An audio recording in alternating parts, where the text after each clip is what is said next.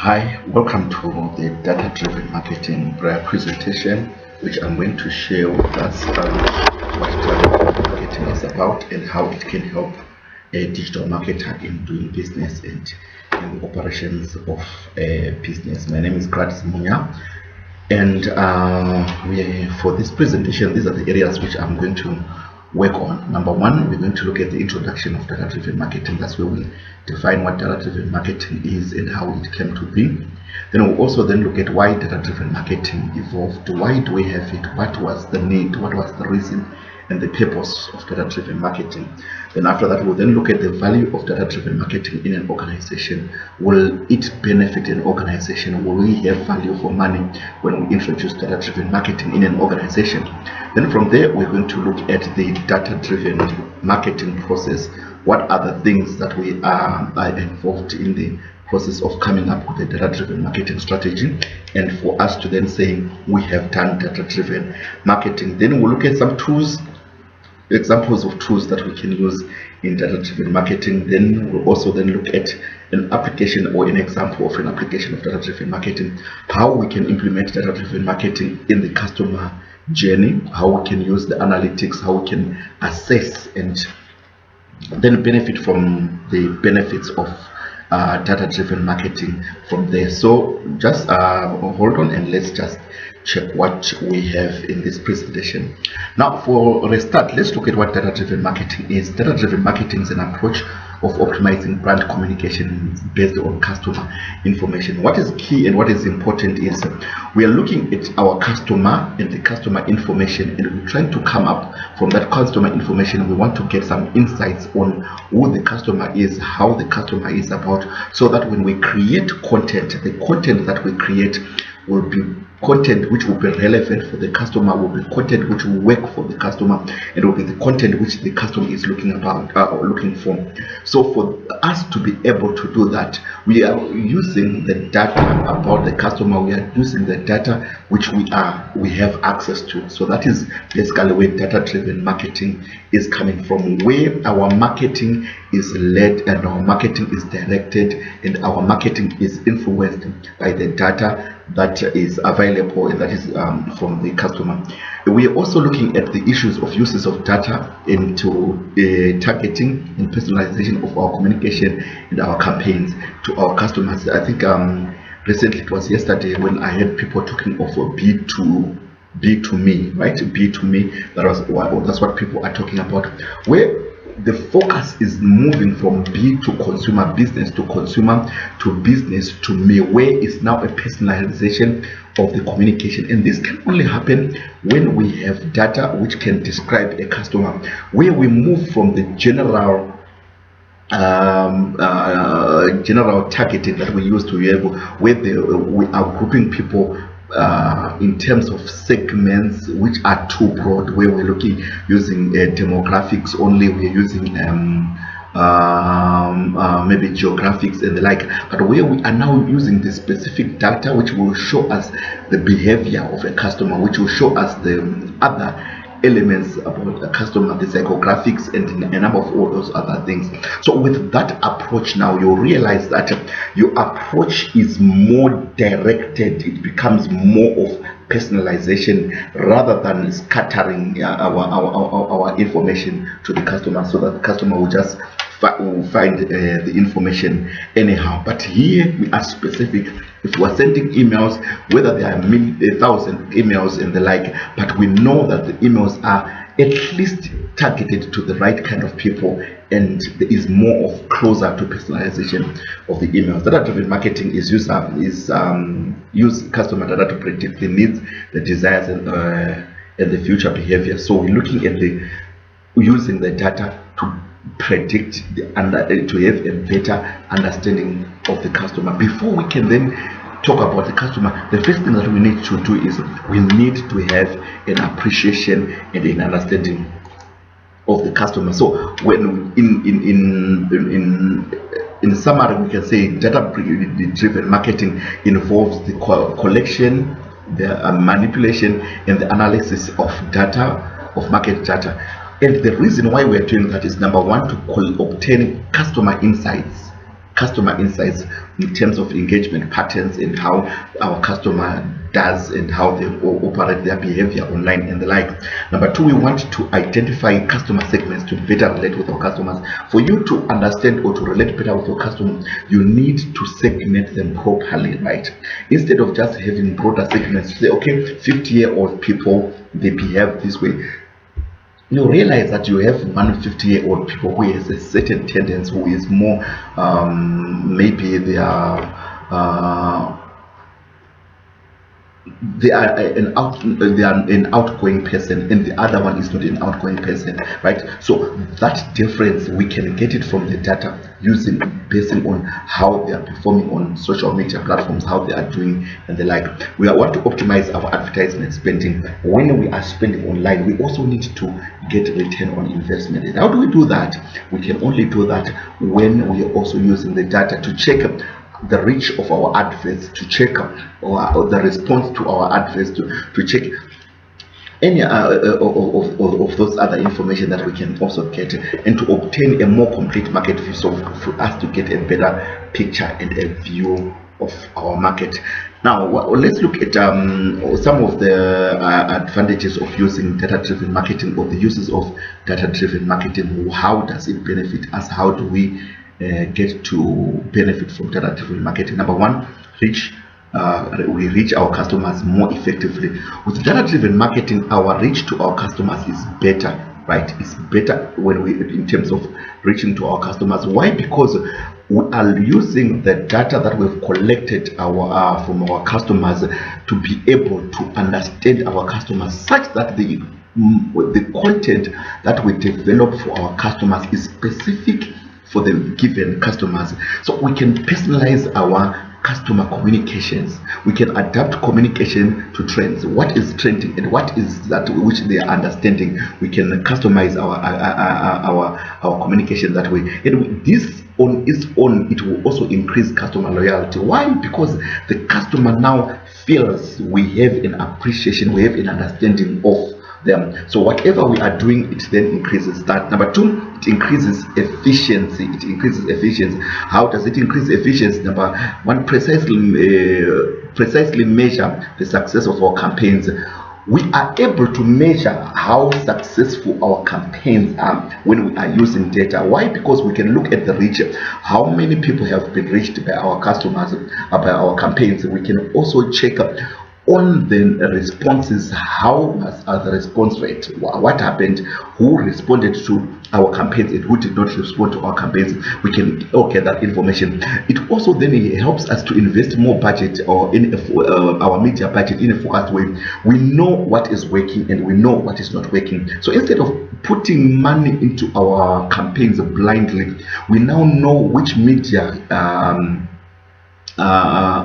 campaigns will work for us, which areas to focus on. Is it social media? Is it on our website? Is it pay per click and the like? We now have an understanding. So we have this element of appreciation, of being able to manage our budget. Why? Because of the focus that we can develop there. Then we can also concentrate on key personas. We know who are our profitable personas, who are our profitable markets. So we can also then, in fact, we can push our budget around that. We can put our efforts around the key personas, the profitable personas, instead of going blindly on everyone. We now know who is key and who is not key.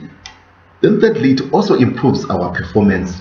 As an organization, it helps us to improve our performance. Why? Because it significantly increases the success of our campaigns. Our campaigns will improve. We know where to, when we get the results, we know what to change and what to adjust in terms of optimizing our campaigns.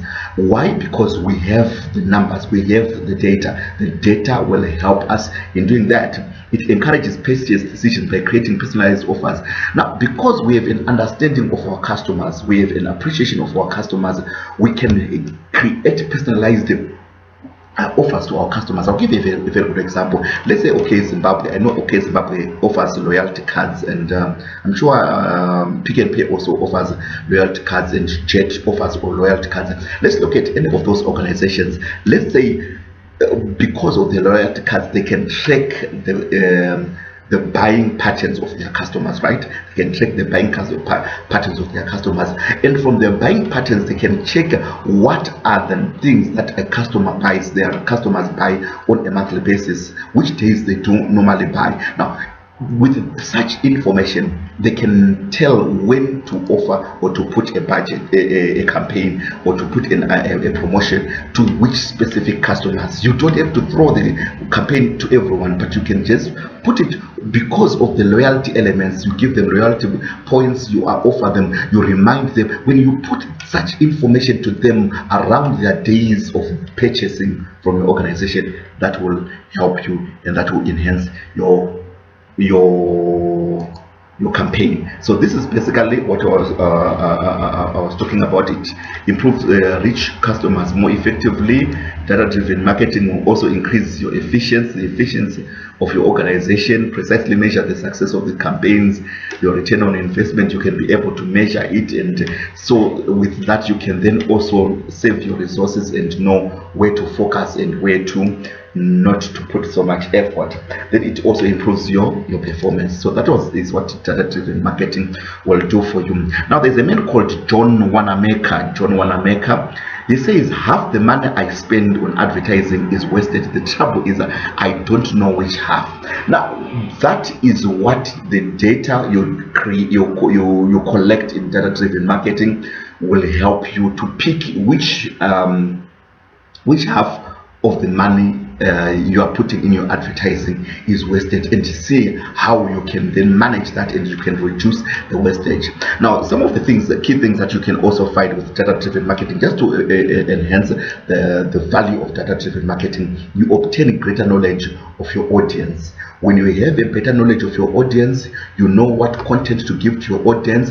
You know when to give that content to your audience. You know how they appreciate the audience, the content.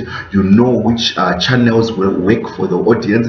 You know which channels will you may not put effort on. So because of that, the knowledge of your audience is very key and it's very important, and that is what data-driven marketing can do for you. Number two, it helps you gain more visibility into content consumers engage with. Now, when you have understood your audience, you also then need to understand what content your consumers engage with. Now, with the data-driven marketing, you know which content is working for you and for which audience, for which personas, and with that knowledge and with that appreciation, it helps you to gain more visibility because you now put effort in develop that kind of content. Let's say it's video content, let's say it's audio content. You know which channels are working in that area, and because of that you focus on that, and it brings more visibility in terms of your marketing campaigns and in terms of whatever you are doing in your marketing. Then it helps you identify the channels bringing in your target audience. With the data-driven marketing, you can measure which channels are working for you and which channels are not working for you, which channels are giving you the results and which channels are not giving you the results. And from there, you know where to focus on, you know which channels are working for you. And with that, you put effort, you put investment, you put more understanding and appreciation on those channels. And finally, it helps you measure and improve your marketing in real time. You can be able to measure your marketing. One of the key things that marketers have struggled with for a long time is to explain the return on investment, to explain the return on investment. But with data-driven marketing, you can measure which campaigns are working. You can bring the numbers. You can measure which campaigns are giving profit and money to your organization, which campaigns are pushing for. So with that, it improves your general appreciation, it improves your general marketing, and you can see some of those things in real time, and you improve where there is need for improvement, and you can optimize where there is need to optimize. So general in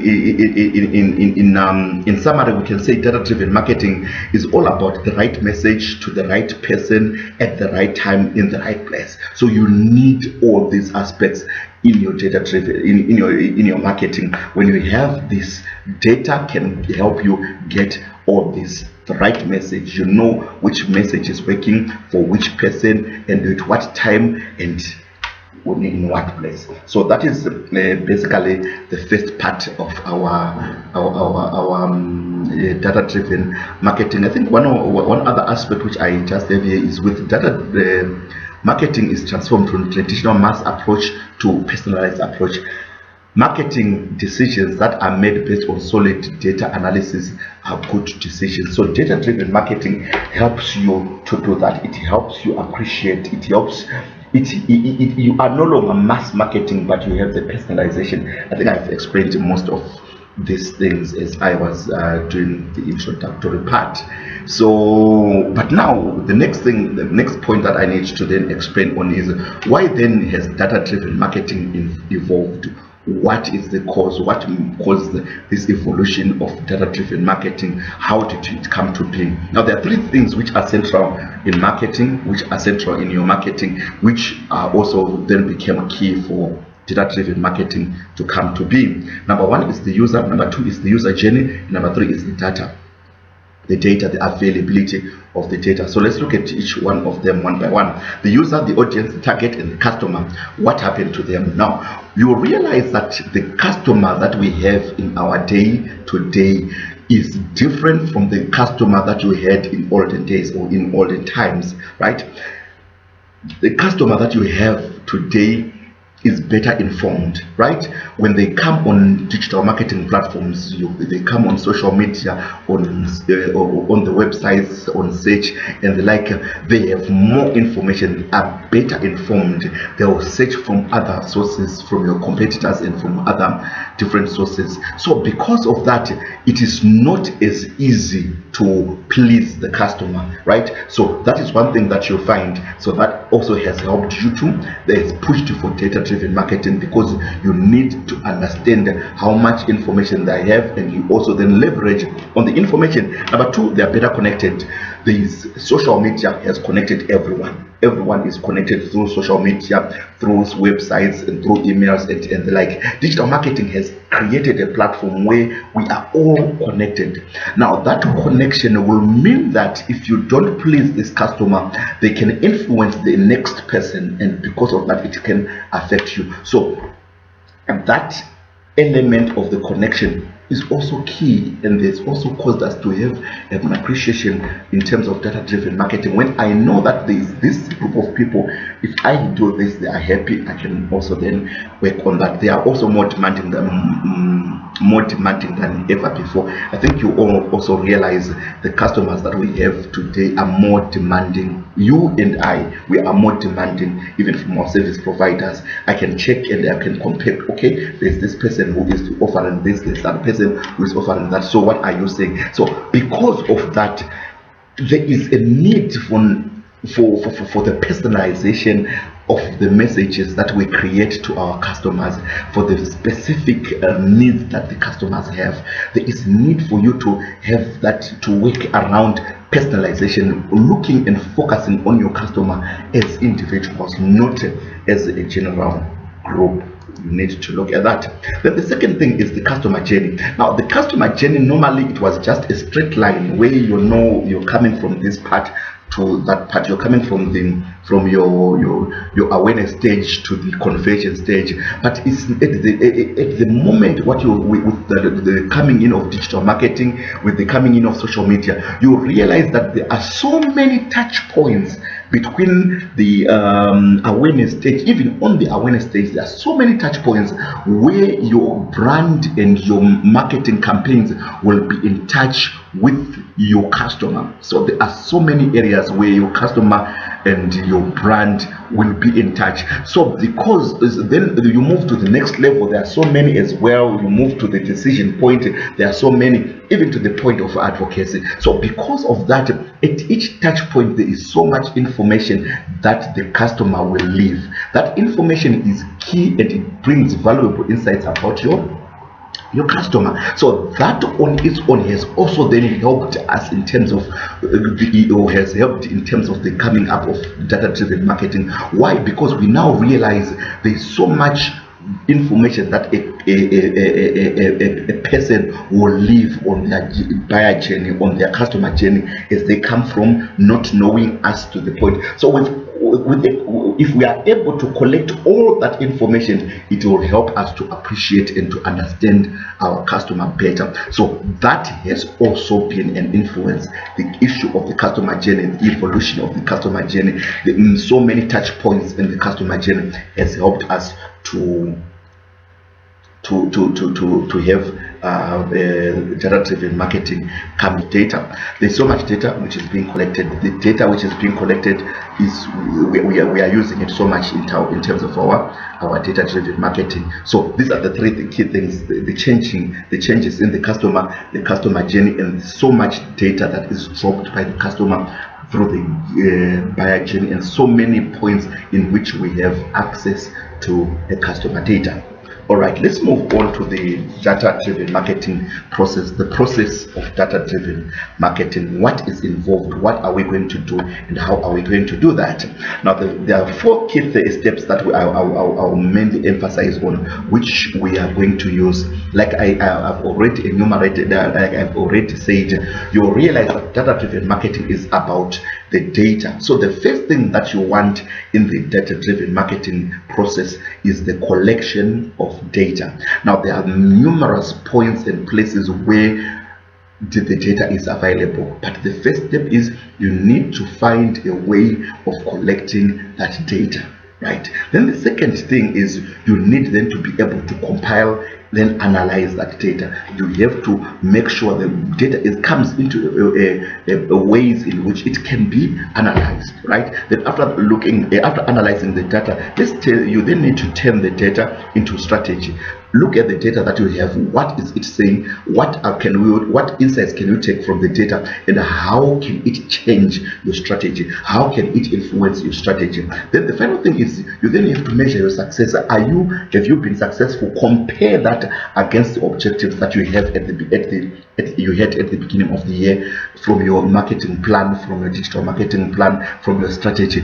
What were your key performance indicators, and how are the metrics that you are measuring at this point? Are they showing you a form of success, or you have not succeeded? So these are the processes that you go through when you do your data-driven marketing. These are the processes that you go through. Let's look at them. The first point: collection of data. Now, there are countless sources that can be taken from, that the data can be taken from. Volumes of data will come in different ways. Now, we are talking of big data, and we are saying we are in the era of big data.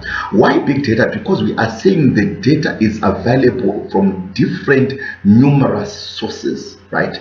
Different numerous sources.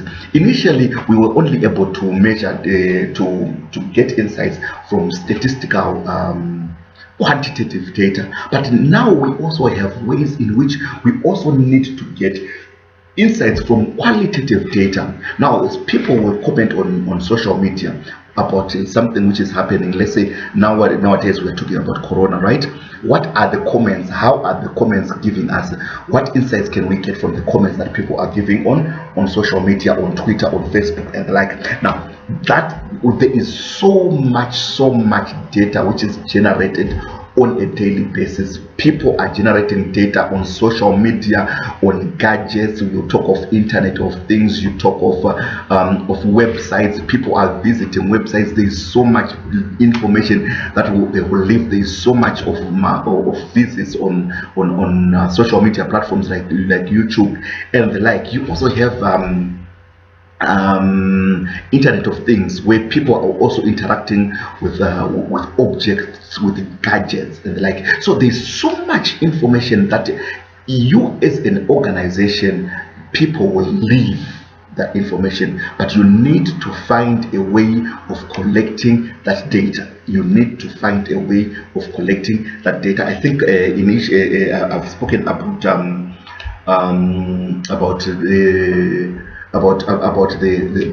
loyalty cards, right? You know, okay, yes, loyalty cards. Jade has loyalty cards. I think Bon Marché has loyalty cards. I'm not sure of Pick and Pay, but these are also forms of organization trying to get information about their customers, right? Social media, there's also information that is also gathered through social media platforms and the like. Then there's also transactional data, right? Yes, there's also transactional data. As you do a purchase, there is also data that you leave on the tills there, right? On the cash machines, there is also information and data that is dropped. So data is everywhere. But we are saying, how do we get insights from that data? But the first thing that you need before you can get insights from the data is, how do you collect the data?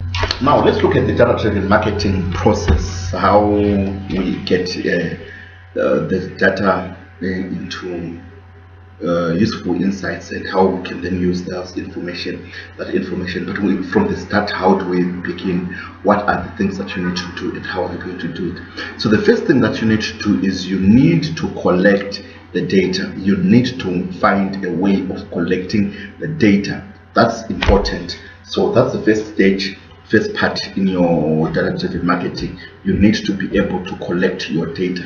Data collection is important. Now, the challenge that you normally have is your data is in different sources. There's so many sources that you're looking at. We are in the era of big data. Now, when we talk of big data, it's not much about anything, but simply we're saying the data is available everywhere and it's in huge chunks. So what you need to do is to be able to pick which data is working, when is going to work for you and is valuable for you. The rest of the data you might not need, so don't worry about that, right? So how do you look at that? So the first thing is you need to look at how you're going to collect the data. Mainly the issue is about setting up systems. We're going to talk about that anyway, but when you're looking at the collection of data, you're looking at, okay, for social media, do you have social media tools which will be able to aggregate the data for you? Because social media platforms on their own, they will collect the data, but you need to find another tool which can be able to aggregate the data from different social media channels. You also need a tool like Google Analytics, which will help you to analyze your website, to collect the data from your website, the visitors and everything else that comes around your website.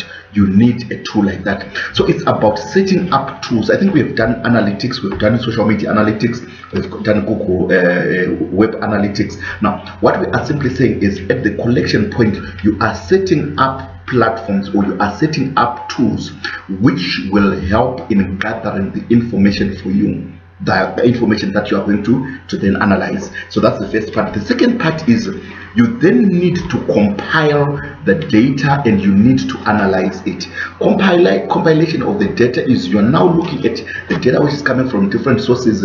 Make sure that it's all coming together and you can come up with reports.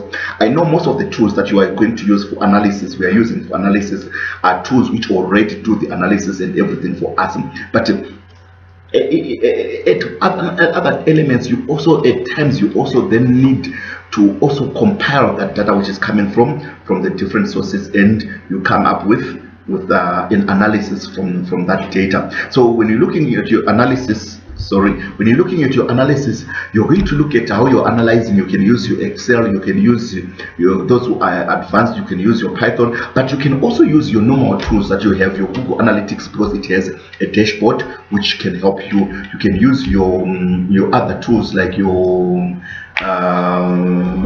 Hootsuite. It has a way of helping you in your analysis. You look at social bakers, you have all the other different tools that you will talk about, which can help you in your analysis. The good thing with digital marketing is most of the tools will collect the data and they will also do the analysis for you, which becomes an advantage. Then after that, with the insights that you get from the analysis above, what you need is you then need to take the discoveries, the insights, and you input them into your strategy, your digital marketing plan, your digital marketing strategy. How are these insights going to help you? I think at the end of the day, at the end of this presentation, I'm going to look at how you can use data-driven marketing in your customer journey, right? How you can get the insights and how you can derive, or you can move with your insights from step by step up to the point where you make a conclusion. But what we are saying is you then need to turn the insights or the data that you have had into strategy. How do you put that into your strategy? Then after that conclusion, you have to measure your success. Are you successful in your digital marketing? Are you successful in your marketing as a whole? Are you meeting your KPIs? What is, so you are now measuring, okay, what are my KPIs, key performance indicators, and am I measuring the correct metrics to come for me to be able to compare or to come up with a conclusion that I have been successful in my digital marketing or data-driven marketing. Now let's look at the process, data-driven marketing process in more detail now. So the first part, like I said, is the collection of data. You need to look at the different contact points or different touch points between yourself as the business and your customers. If, let's say for example, you are looking at your awareness. At awareness stage, normally we say the touch points will include social media. Your touch points will include your pay-per-click or PPC campaigns. Your touch points will include your search. Your touch points can include even the billboards, the online billboards, and the like. Those become the touch points, the bloggings, and the like, your influencer marketing. Those are all touch points. So what we are saying is, on each of those touch points, you need to somehow be able to collect the data that is coming from there. How many people have visited our social media platforms? What is our coverage in terms of our social media platforms? When we post a post, how is our reach and like it? So you are looking at all that data. It becomes key in terms of appreciation. So we're looking at online and offline, we're looking at mobile, we're looking at social, we're looking at everything that we can get, as long as there is a touch point and as long as there is data which is dropped about our customer or about our organization as an our business as an organization. We try to get that information. Now, for effective data collection, you need to then look at the following questions, answer the questions for you to be in. The question number one is, what data is needed in order to understand the user and the decision making process? So you need to find the information which will help you understand the user, and will also help you understand the decision making process for our user. What are the things that will influence our user in terms of their decision making? So you need to answer those questions, and you need to look at those in your data. Those are the points which will become key when it comes to collection of data. Number two, which data points are available and relevant? You're looking at the touch points, and the touch points, which touch points have data sources, which sources of data do I have which are available to me, and which are also relevant, because you don't want to pick everything. There is too much information on social media, there is too much information on digital marketing platforms, there is too much information online. That's why we call it big data, right? Because it's too much. The volumes are very high, right? But you need to pick what works for you, what is relevant for you to make the insights that you are going to make. Now, for interest sake, when you're doing your data collection, you need to realize and you need to understand that the information that you are collecting will help you in creating your buyer personas or your personas, right?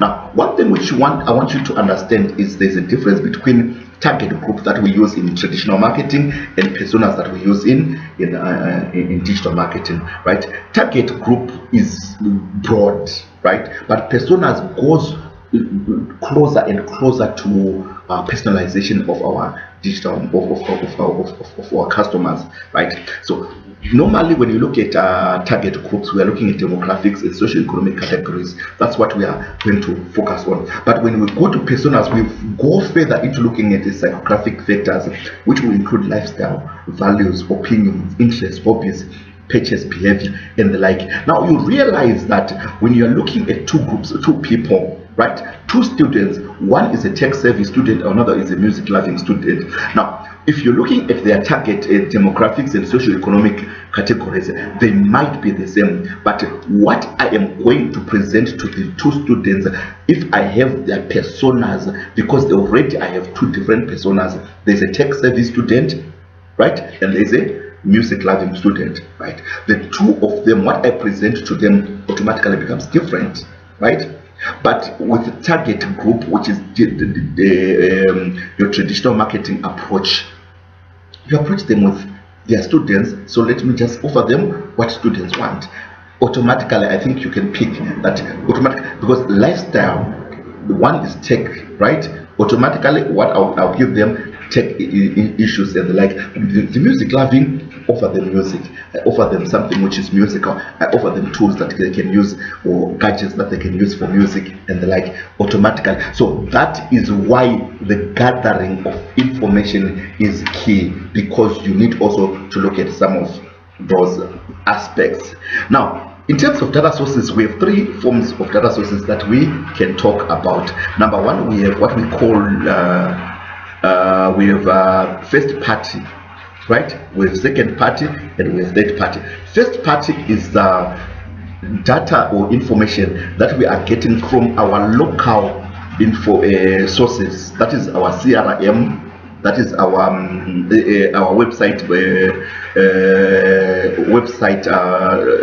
website information, right? That is our online interactions, that our purchase behavior and things like that. That is information which is directly within our repositories.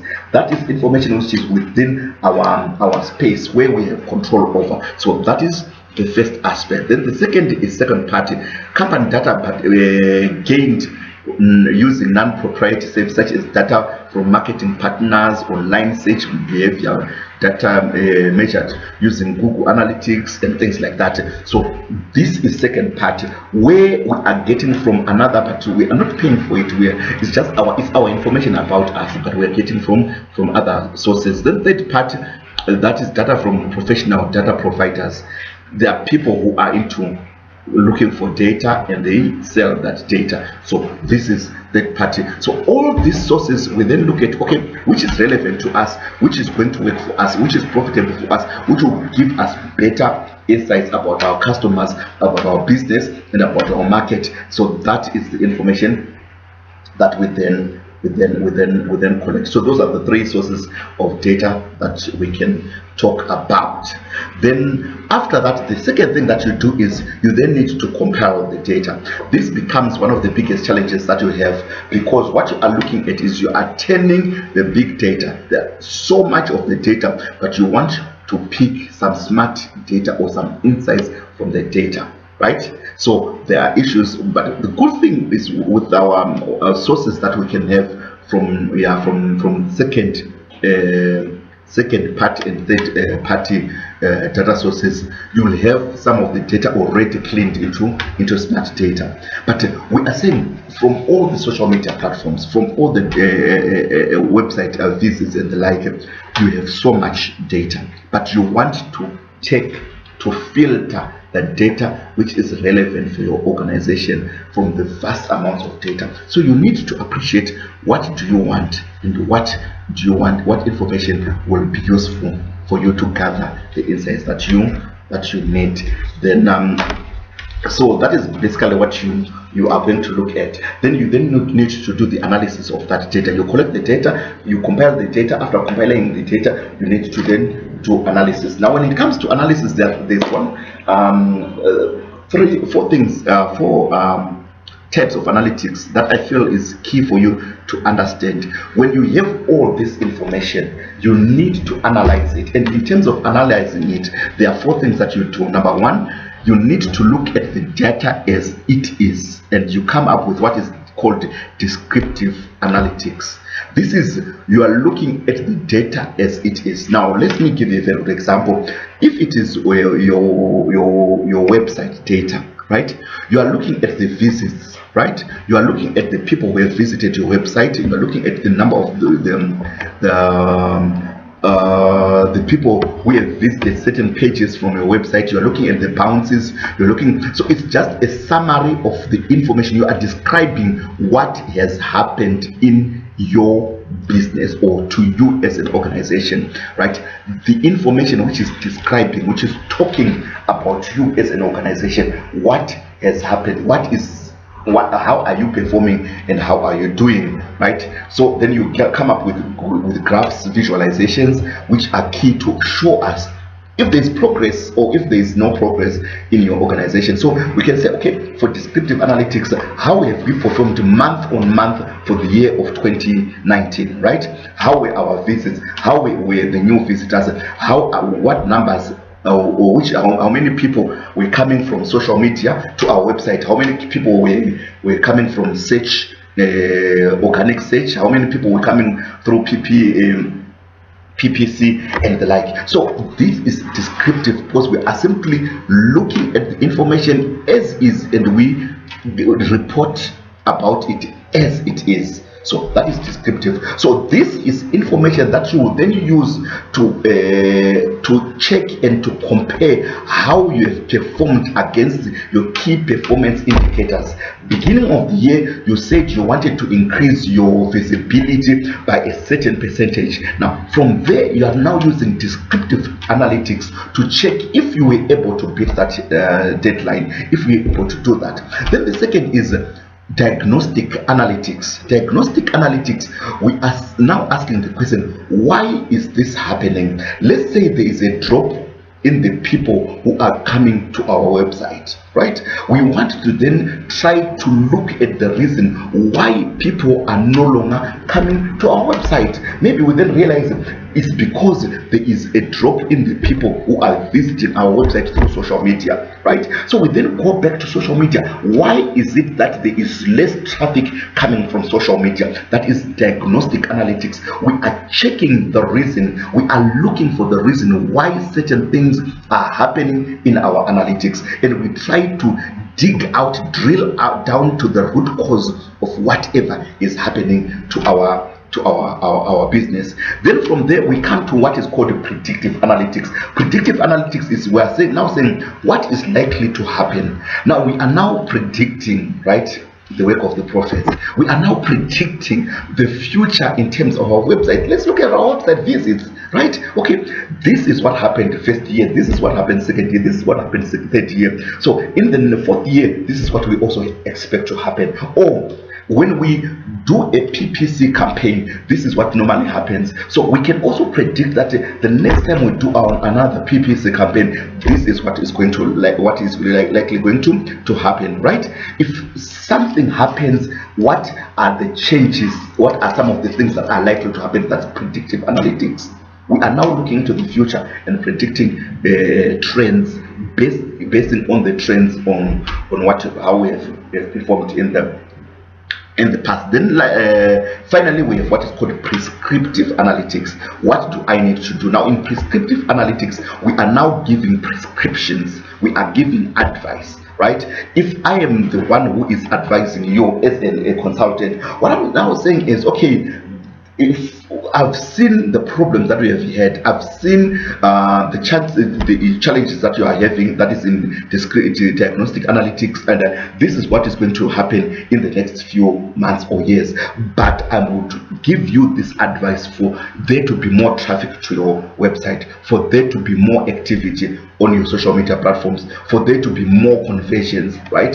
We are seeing that people are moving from awareness, they are moving to consideration, but there is very little movement from consideration to purchase, right? How are we looking at that? We are seeing there's so much of traffic generation, we've generated so much traffic to our website, but from there for us to convert them to leads, we are struggling, right? So in prescriptive analytics, we are now saying, okay, these are this is how we have gained the traffic, but how can we change and transform this traffic to make it what, to convert it to leads, right? Or how are we nurturing the leads that we have, because we are having leads which are not converting, which are not moving, progressing anywhere, right? How do we convert these leads that we have? With so much leads but we can't see any progress. How do we convert the leads into conversions, right? So that is now prescriptive. So you are now giving advice. So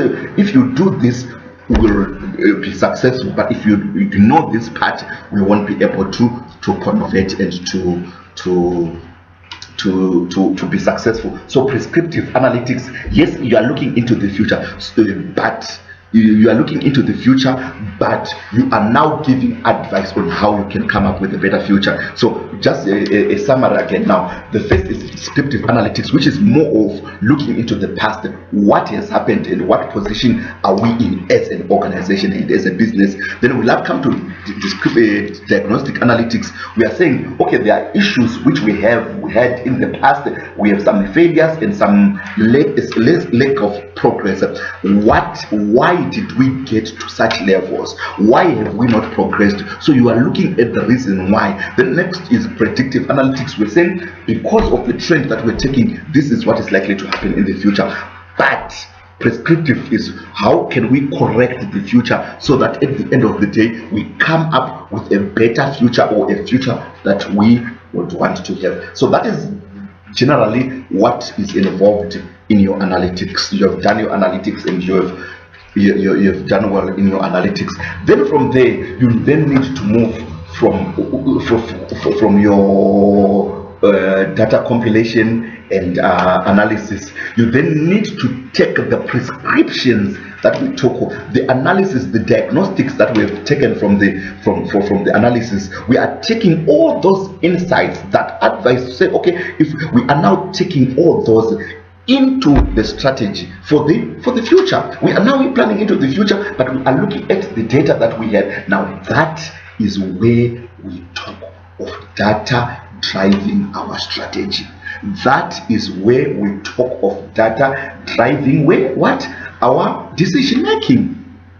We are now able to decide, we are now able to come up with better decisions. Why? Because we had predictions, we have prescriptions, we have diagnostics that we had from the descriptions of the data that we had in the past. So here, what we then need to look at is, we need to look at the insights gained from data analysis, and we are to create an integrated marketing strategy. This could include a clear definition of the goals and the KPIs, establish where the greatest opportunities are. Now here, that's where we are then going to look at what our main aim is as an organization. And considering what we have here, we are looking, are we going to aim at brand awareness? Are we going to look at lead generation? Are we looking at sales and web traffic and the like? So these are the key things that you then look at this. How are we going to use the data to analyze these things? How are we going to use the data to measure these things? How are we going to use the data to confront all of these things? So this becomes the key and important aspect in our strategy. Now, and in that, we are also then going to have to incorporate the whole aspect of our digital marketing in terms of the data that we are going to collect from everywhere. We're looking at our email marketing, search engine optimization, we're looking at our partnerships, display advertising, influencer marketing, offline advertising, everything. Data-driven content can also be part of this mix. So we are looking at which question does the user have, which features do they want, which content are they looking for. So we are looking at this strategy, our data-driven marketing process.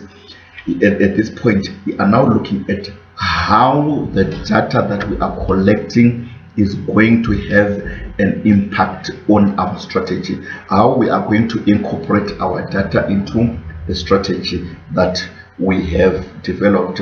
Now, here are examples of applications that where we can then apply our data in terms of our strategy. Number one, in terms of identification of our personas. We can then see our personas, who are our personas and the like, using the data that we have. The next thing is we can use seasonality and trends to create editorial and paid media calendars. We're looking at which seasons are working and which seasons are not working. We can look at our content, seasonality and trends in our content, which is relevant content at which season and at which time in terms of our. Then we can also run personalized email campaigns, looking at customers' preferences and the like. You look at which promotion, which campaigns we are going to look at, and how we're going to predict which products the customers might be interested in and the like. So these are some of the things that ways in which we are going to use our data-driven marketing strategies, right? And the following summary can also be the KPIs for some of the. Now we're looking at the successes, how we are going to measure our success. So we're looking at the objectives that we have, the kind of objectives that we have, the key performance indicators that we have, and what are some of the things that we'll need to measure, and some of the things that we'll need to look at in terms for us to check that. So for customer loyalty and traffic quality, what are we going to use? Number one, we can use our bounce rate, we can use average session length, we can use page views per sessions, retention. So this is the data that we are supposed to collect. When we collect this data, we analyze it, we look at it, and from there we compare it over periods of time. That is where we have our data-driven marketing elements there. Then we can also, when it comes to customer satisfaction, we are looking at click-through rate, we are looking at bounce rate. These two will also show how satisfied our customer is. Profitability, we look at the cost per buy, return on investment, profit, or over total cost of an investment. So these are the things that we look. Conversion rate for each channel, each page based on target conversions such as newsletter sign-ups, white paper downloads, and trial version registrations. So these are some of the things we are looking at. Profitability, what are some of the things that we look at? Is this profitable? Is our campaign profitable? What are we doing? Is it profitable or it's not? So those are some of the things that we look in terms of such objective. We gain new customers. We're looking at the cost per acquisition. How much did it cost us to get an acquisition rate? The rate at which we're getting the acquisitions is also key and important to look at how to gain the objective of gaining new customers. Then objectives of to strengthen our brand. We look at the impressions, the rankings, the mentions on social media, and the like. Website visits, what are we considering? We're looking at. So if your objective is about website visits, we're saying check the traffic, check the sessions, the times per session, and things like that. Those become key and important. Then finally, I want to look at how we can then look at data-driven marketing, considering the customer journey map. This is a very easy customer journey map that I picked, which I felt is something that we can easily understand. Now, what I want you to pick here is, yes, these are persona 1, persona 2, persona 3, and persona 4. For you to understand customer journey mapping, look at, you can follow each persona. This is persona number 1. Persona A is in green. So how did the persona move? How was the journey? Okay, I'll use this so that you understand how the customer journey map is. For those who do not understand this, but this is, I'll then look at the data-driven marketing elements after going through this. So for customer A, what we have here is, these are the channels and these are the touch points that we have. The channels that we have, and these are the touch points that we have, right? On awareness for customer A, what happened is they saw a display ad on the internet, right? They saw a display ad on the internet, and the display ad gave them awareness of us and of our product. And what did they do? They moved on here. So this display ad took them to our homepage, which is this, our homepage, still on the internet, right? That's where they made a consideration, and from that consideration, there was a customization that was there on the website. So from that customization, they were able to fill in something there, right, which was part of the customization. And from there, what do? They went on a live chat, right? And what did they get from the live chat? There was a personalization. Now, live chat, it's personal. They are asking and they're being answered, right? So that's the live chat. Then after from the live chat, whatever happened on the live chat drove them to the purchase. And what did they do? They made an order on our page. And from the order, what they do? They got a delivery. They went to the delivery page, right? Where they then made a payment, right? And from there, we then move them here. What do they do? Here they were on our mobile app. Here they were on our mobile app. This to the purchase point happened on the mobile app. Then they moved to a voice assistant. What did they do? They were now tracking the delivery, right? They ordered, the order is now coming, but for them to track the delivery, that's the experience, after sales experience. They track the delivery here on using the voice assistant on that was the tracking of the delivery. Then after that, what happens here is advocacy. They then had reviews and reviews. So initially they had reviews by email, and they also had reviews on social media. So that's the customer chain mapping. So I think you can follow up on all the other customers, and it will customer chain mapping. So this awareness, these are our channels, and these are touch points where we are going to get in touch with our customers at each level. Awareness stage, we have display ads, QR codes, blogs, promotions, coupons, banner adverts, and website content. Obviously, you have things like search as well coming in, social media coming in, and the like. This is the consideration, the purchase, and the like. So you can check the customer journey of each of these kinds of personas: persona A, persona B, persona C, and persona D. Now, when we are now looking at data-driven marketing, right? When we look at the customer journey, what we are then saying is, okay, if you're going to look at our awareness stage here, what are some of the things or some of the data that we can generate or we can get from these different touch points?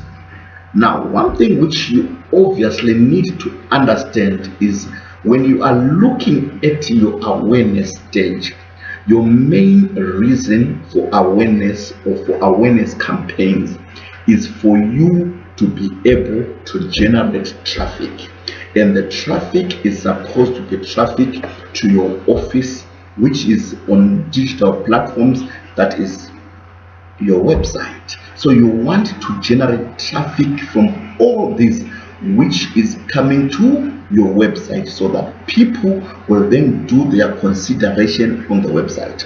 So we'll look at examples that we have there. Display advertising. Display ads are there to generate traffic to your website, because there is a page, your landing page, right? People will land onto a page here from the display ads. Your QR codes, your QR codes will also lead people to your website. A QR code has to have a link, it has to be a link to your website. Your blogs, the blogs of site blogs, your promotions, coupons, banner ads, and website content.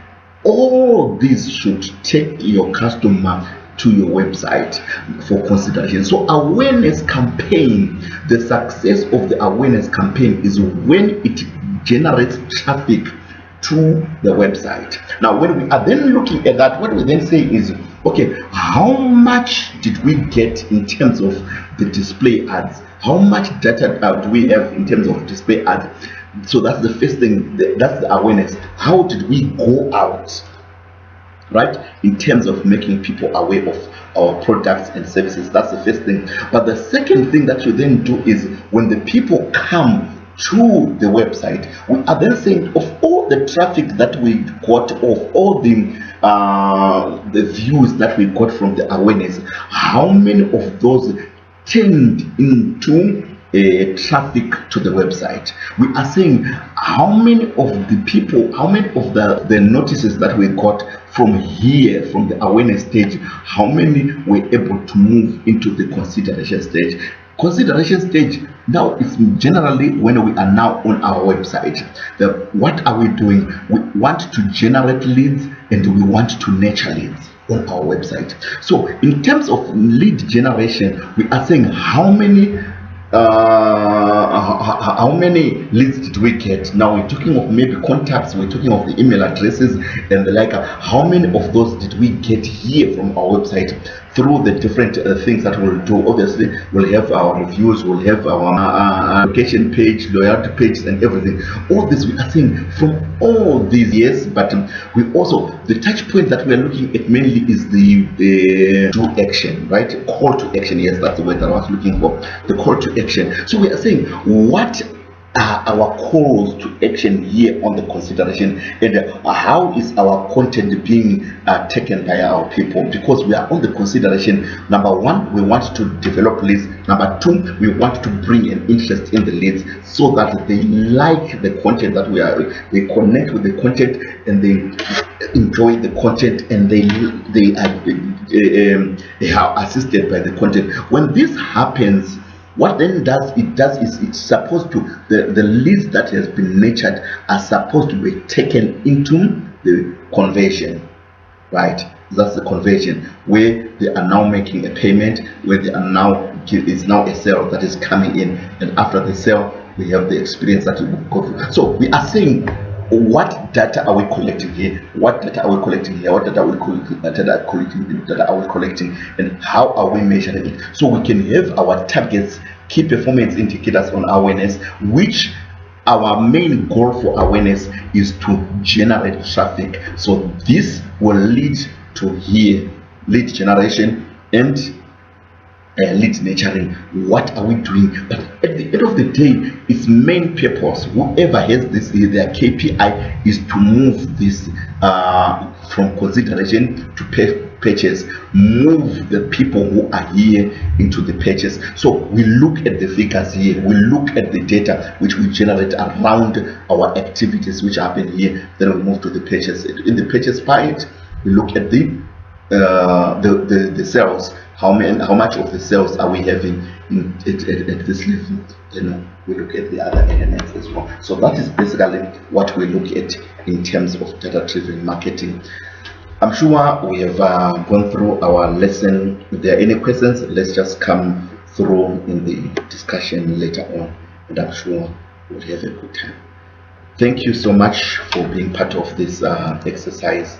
I'm sure you learned much in terms of the tools that we can use. I think it's basically you're looking at your web analysis, social media listening, social media marketing, marketing automation platform, CRM, reporting, analysis, lead generation, content and strategy creation. You're looking at all the tools that are within your digital marketing space, and these tools, how are you going to get data from them, right? That's basically what you're looking at.